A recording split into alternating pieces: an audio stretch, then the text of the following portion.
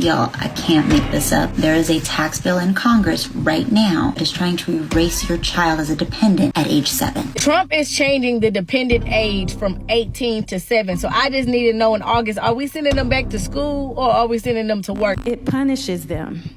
If you don't own a yacht or fly on a private jet, this bill makes your life harder, not easier. It makes your life worse, not better.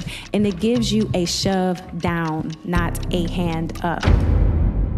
We need to have this conversation. The world, the internet is ablaze right now with conversation specific to this one big, beautiful bill. All right. If you've been living under a rock, you haven't heard about it. It refers to a comprehensive tax and spending bill passed by the House of Representatives on May 22nd, 2025. Now, it's being touted by Republicans, by conservatives, and especially by Trump as a significant piece of legislation aimed at addressing a range of issues, including tax cuts, spending reforms, and border security. Now, obviously, with something as wide sweeping as what this is, you're going to get a range of responses. All right. Now, we've talked specific to Section 8 housing a couple of weeks ago, essentially new bills being passed to force freeloaders to get a damn job. But today we're going to be talking about EBT SNAP benefits. SNAP, more colloquially referred to as food stamp, stands for Supplemental Nutrition Assistance Program, and it provides monthly funds to buy for groceries. And it has been the largest anti-hunger program in America, helping over 41 million people in 2022 alone. But just as Kevin Samuels alluded to a few years ago, winter is coming because certain SNAP benefits are being cut off and women are pissed. Which benefits, you say? Well, let's find out. Without further ado, Trump is changing the dependent age from 18 to 7. So I just need to know in August, are we sending them back to school or are we sending them to work? Because if the dependent age is now 7, you trying to say they dependent. If I'm not mistaken, back in the day, they used to work at that age, right? So is he trying to tell us that they need to go back to work? Because I don't think Trump know that these kids ain't regular kids. These kids will flip out if they ain't got they tablets. Now, is we putting them in IT? Is we teaching them kids how to code? They might like that. They might like that. We're going to have to figure out them some jobs because they ain't going to do regular jobs. They barely listen to them teachers. Like, these employers is about to catch hell. They going to be babysitters. And don't put me at the same company as my kids. I don't want to work with them. I already got to be with them at home. Before I let this conclude, this TikTok alone has 3 million views. It was posted like a day ago. And I find it so interesting that often the least intelligent of us tend to have their social media posts bubble up to the top instead of people actually explaining in reality what is happening. Now you got a cohort of people that will just listen to things like this, like Trump is trying to send our children to work without understanding what is actually happening. We're going to get into what is actually happening. The only thing that she is accurate on here is what's written on the screen, that he's changing the dependent age from 18 to 7. Well, let's talk about it after she's done with her rant. Like, y'all done already took them out of school, so now y'all want them to work, and then don't put them as the same company as me. Like, this ain't gonna work. This ain't gonna work. Like, and how much is you paying these kids? Because if you my 7-year-old he needs to get paid well. But he can't work for pennies. So that ain't gonna work either. Then you can't even disrespect that kids, because now they gotta leave their job to go to this job. They gonna probably, oh my Lord, Trump ain't thinking this out. He ain't thinking this out clearly. And then the irony. Big families is definitely gonna get the most, like, to hit the most. Like, all, like, them single parents, they got like 8, 9, 10 kids. They gonna feel it the most. All right, so first things first. So lowering the age from 18 to 7 doesn't mean that 8, 9, 10, 11-year-olds are going to be working.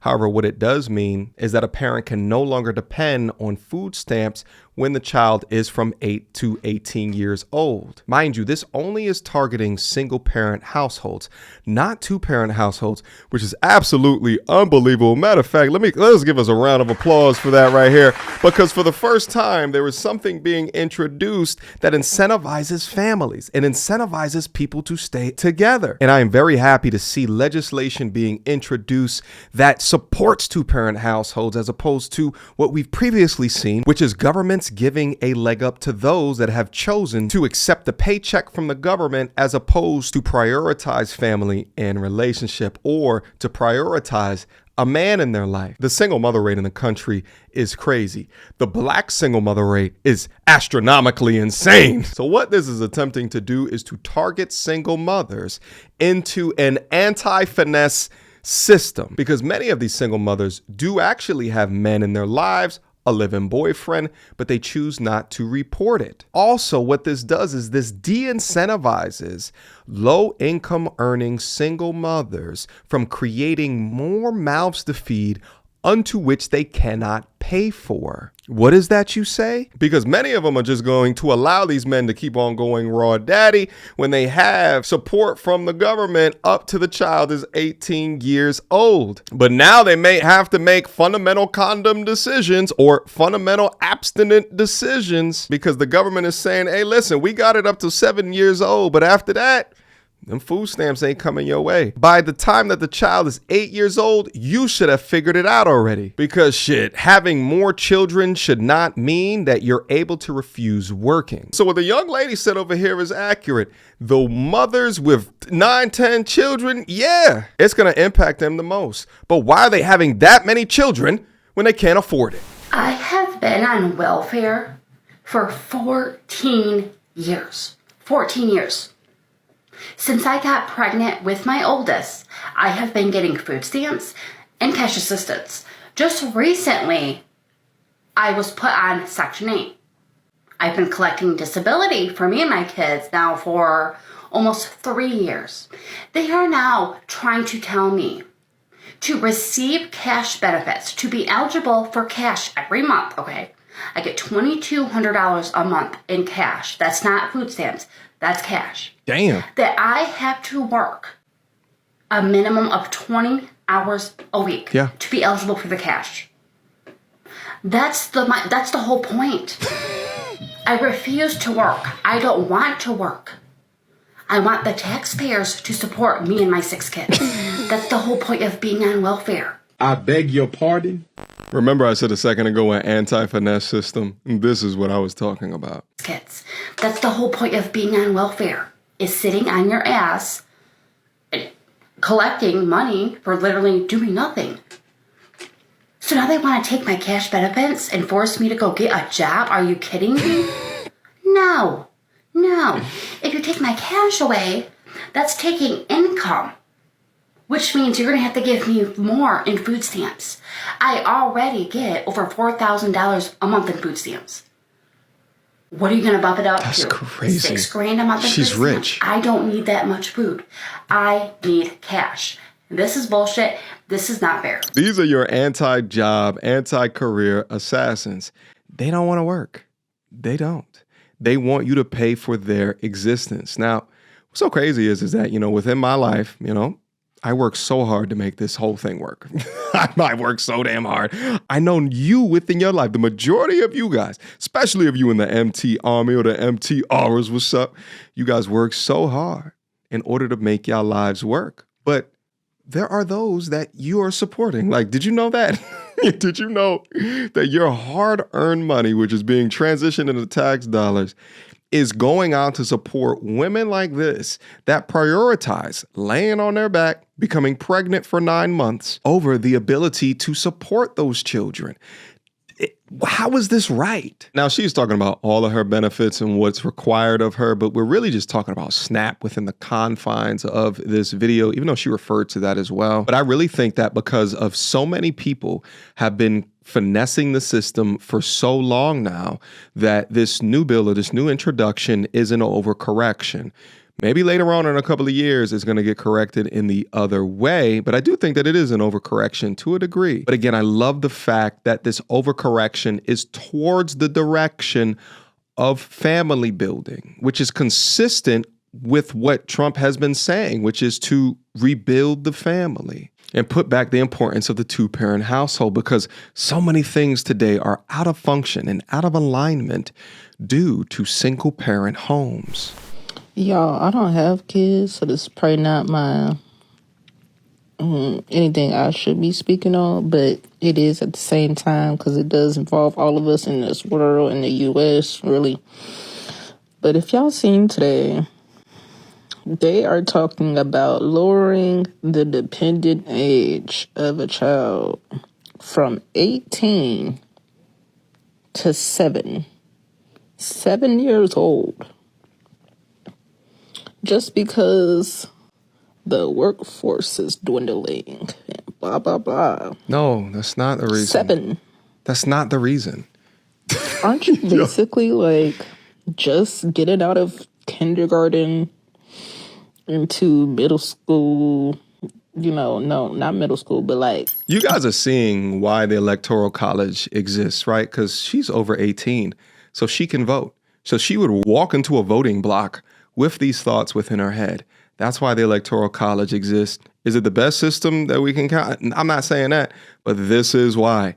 Most people they hear something. They look at a tagline based off of a biased news organization that wants them to think something or to put fear into them. And they don't do anything else outside of that research. And they will post things on their public profiles that make them look like clowns and morons to the tune of millions of views, literally. Getting out of kindergarten, going to elementary school at 7? Why the f would I be working? Why the f would I send my child to work at 7 years old? And then secondly, what kind of jobs can a 7-year-old do? Like, seriously, like, I don't understand, actually. So quickly, tell me, what kind of job can a 7-year-old do? Her question actually reminds me of that show. Remember, are you smarter than a 5th grader? And oftentimes them 5th graders would win against the adults. I bet you a 5th grader would win against her any day of the week. Even take a look at the comment section. But if you left a 7-year-old home alone, CPS will be at your damn door. This comment has 6,000 likes, right? Here we go. Child labor and marriage laws are probably next. Politicians are losing their slippery slopes. 3,000 likes. I know 18-year-olds who still need to be told to bathe. 4,000 likes. The first comment that calls her out for being ridiculous, this bill was not about 7-year-olds needing to work. It's about those who have SNAP benefits and state that taking care of children keeps them from doing the required work. Yada, yada, yada. Only 23 likes. It's almost like people want to believe the truly ridiculous, right? It's like they choose stupid. It's like they just want to self-select into the ridiculousness. Now, the crazy shit is that you'll see protests of 6,000 people that gotta believe some shit like this. Meanwhile, the real reason, only 23 people, right? Like, you ain't gonna see no protests of this that does any damage, baby. But you can damn sure have 6,000 stupid people talking stupid. Did you know they're trying to say your child stops being a dependent at age 7? Y'all, I can't make this up. There is a tax bill in Congress right now that is trying to erase your child as a dependent at age 7. Right now, parents can claim their kids until they're 18 or older if they're in school. That means tax credits, help with rent, food assistance, but lowering that to age 7, that could cut out kids from 7 to 17. No more child tax credit, less SNAP, less help with rent. Even though they're still in school, still need clothes, still need food, still need health care. That's thousands of dollars gone per child. And who gets hit the hardest? Single parents, working class families, parents already stretching every dollar. They're trying to balance the budget on the backs of your kids. But an 8-year-old isn't grown just because they say so.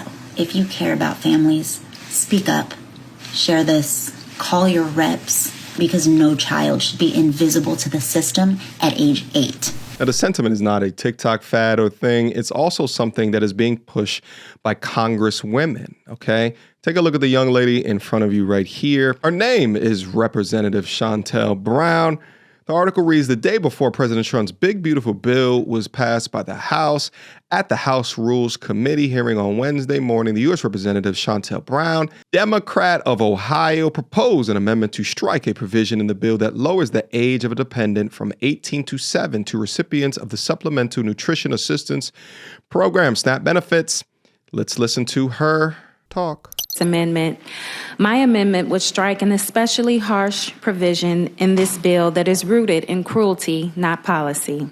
This simple, straightforward amendment would strike the work requirement provision in this big, bad, ugly bill that lowers the age of what we call a dependent child from 18 to 7. From 18 years old to 7 years old. So I'm abundantly clear, we're saying that 8, 9, and 10-year-olds are no longer considered dependent children. Where did this come from? Why is this necessary? Since when is a first grader not a dependent child? Preventing families with children as young as 7 from losing food assistance, that is what we're debating here. Let's read on. Currently, SNAP allows the parents and caregivers of children under 18 a little flexibility, says Brown. If they can't meet the required 80-hour a month, 20 hours per week requirement, they don't lose access to food. According to Brown, this bill changes that. Brown said that the big bag ugly bill pulls away basic benefits from the moment a child turns 7. She repeated 7 and added, that is cold calculating cut that targets struggling families. It is cruel. Let's see her exact words. Right now, SNAP rules allow parents and caregivers with kids under the age of 18 some flexibility. If they can't meet the 80-hour a month work requirement because they are raising a kid, caring for family, or stuck in a job with unpredictable hours, they don't lose access to food.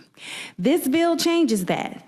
It pulls away basic benefits from the moment a child turns 7. 7. That is a cold, calculated cut that targets struggling families.